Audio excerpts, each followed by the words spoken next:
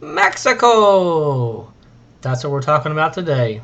Be ready for a quiz. Coming soon to you. Mexico. You can see the flag right here in the PowerPoint. Pretty cool.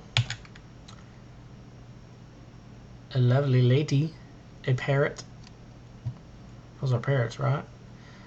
Talking about the agriculture of Mexico. History. Originally, Mexico was occupied by many different native people, which we talked about the other day, most notably the Aztecs. By 1519, that all changed when Spaniard Hernando Cortez shows up, lands here, and by 1821 conquers the Aztecs. Montezuma, the Aztec Empire, assumed and thought that Cortez was an Aztec god returning to bring peace.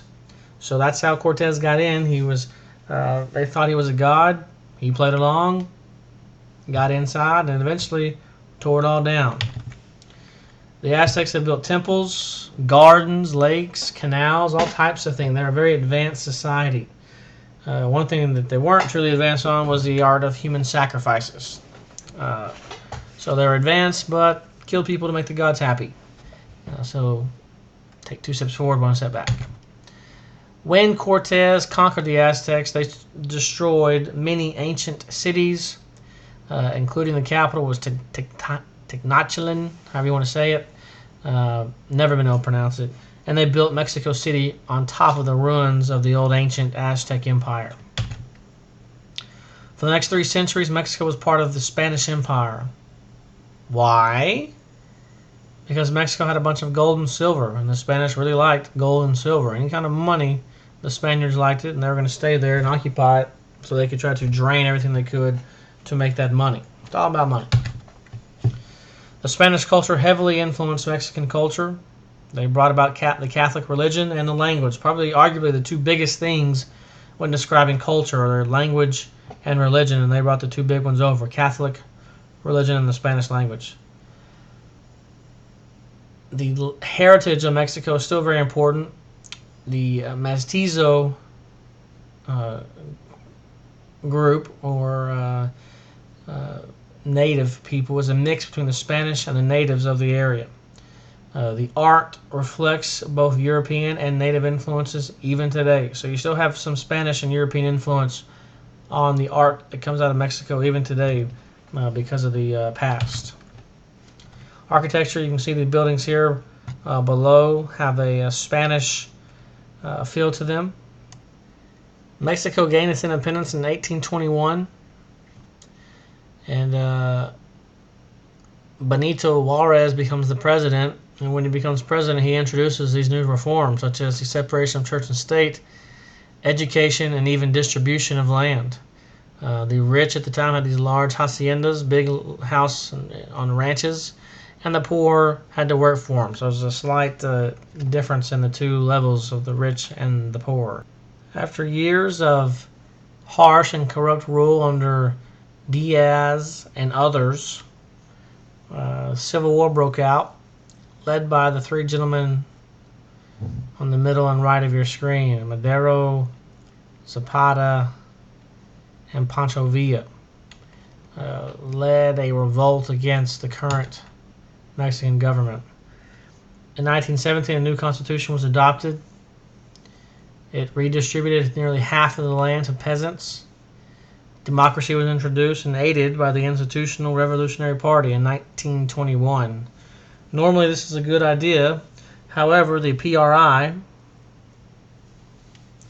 did not tolerate any opposition, which is not very democratic.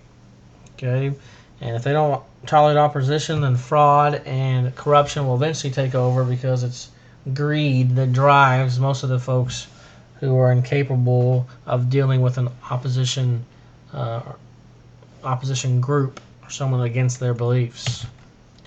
In 2000, Vicente Fox won the election, and since he was from the National Action Party, it showed that Mexico is becoming more democratic. 2006, Felipe Calderón was elected president.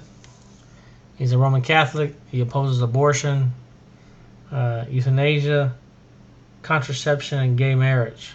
Economically, he supports a flat tax free trade, particularly with the United States. Mexico has two big issues they have to deal with, maybe three, but two for sure. The gap between the rich and the poor, and the struggle to move from an agricultural society to a modern industrial society. And then you want to add the drug issue between us and Mexico. But those are the two big issues. Most people in an industrial society live in cities. That means a lot of people are going to move to the urban areas. What problems is this going to cause? A lot of it. If you find jobs in the city, or if you have a massive amount of people moving to the city, well, there's not going to be enough jobs to go around.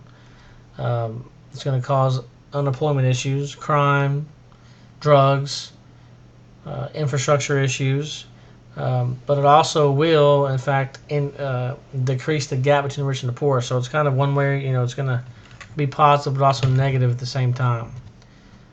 The population of Mexico has doubled since 1970. You can see on the population pyramid a steady rise in population over the years, with obviously there's lower age groups being, there's a large group of lower age groups. And then most Mexicans, if they can't find a job in Mexico, where do they go? Well, they go to the United States. A lot of folks live here, migrate here in search of jobs. Okay, you're going to have your few who are here to do bad stuff, but the majority are here to find jobs. Another problem facing Mexico is education. Okay, without education, workers can't find good jobs.